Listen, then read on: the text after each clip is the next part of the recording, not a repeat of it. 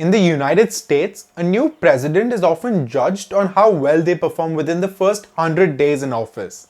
So best of luck, Joe Biden. Yes, thank you for the endorsement. After all, we only get one chance to make the first impression, and the first few weeks and months is the best time to objectively assess your new role and make an early impact.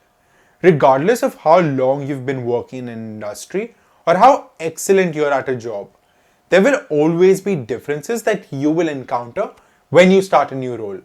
The people will be unknown and the culture will likely be somewhat alien, and your new routine will take some time getting used to. We at the Career Show understand this challenge, and today we'll highlight 5 important considerations for your first 100 days that will help you seamlessly transition into your new job, settle in with your new employer, and be successful in the workplace. But before moving on, don't forget to hit that subscribe button, it really helps us a lot. And press the bell icon to be notified as soon as our videos are published every Tuesday and Friday. And now, let's get to business.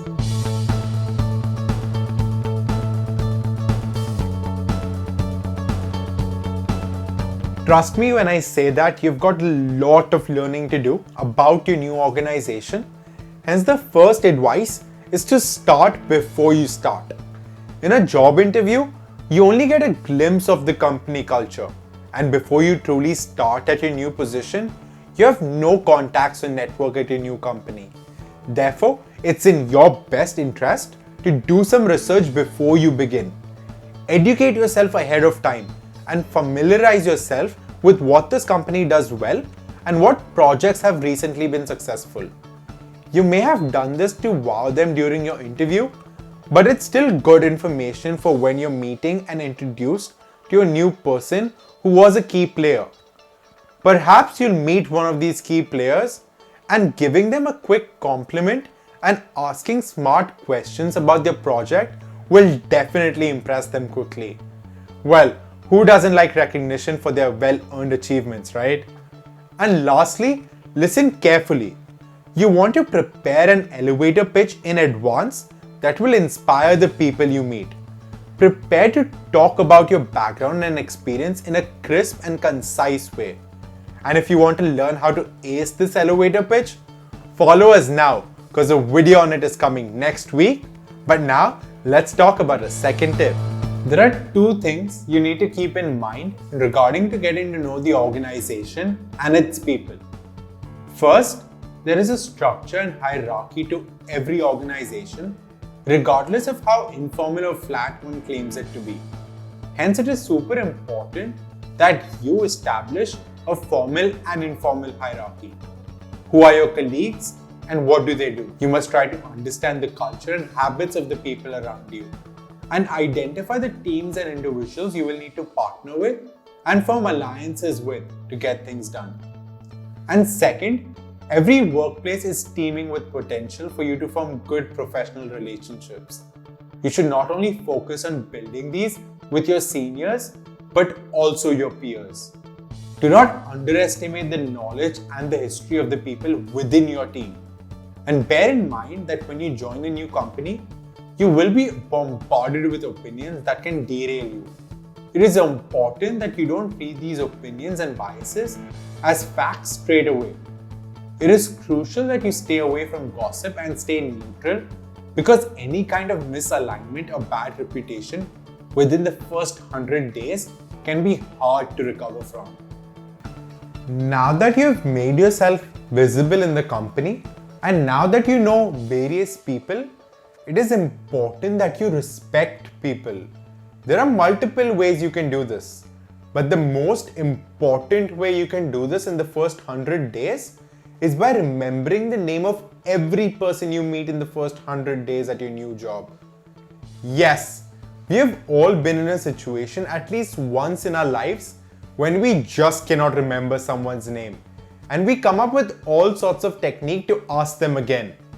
If you've done this before, get ready, because you will meet a bunch of people at your new job, and if you want to build a good relationship with them, you cannot use the techniques you generally would use.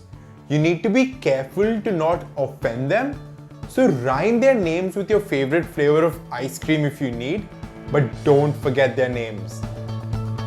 The first 40 days should be geared around establishing credibility among leaders and your peer group, while the last 60 days is where you will be needing to be generating results.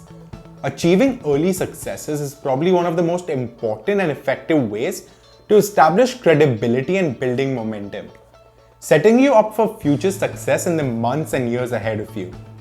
In the beginning, you will still be grappling to understand the businesses and how it operates, but there still will be opportunities to prove yourself and make an impact.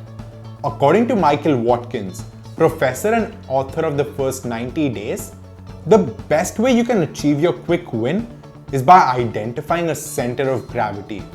The center of gravity is the one key area or process where early wins are probable. This could be the launch of the company's new website or winning a major pitch for a new premium account. Figuring out this center of gravity and achieving a quick win in that area will help you start your journey at your new job in the right footing, giving you loads of credibility. Even after you've had your first win, even when you've successfully completed the first few weeks at your new employer, that is no reason for you to rest on your achievements. In fact, it is just the opposite.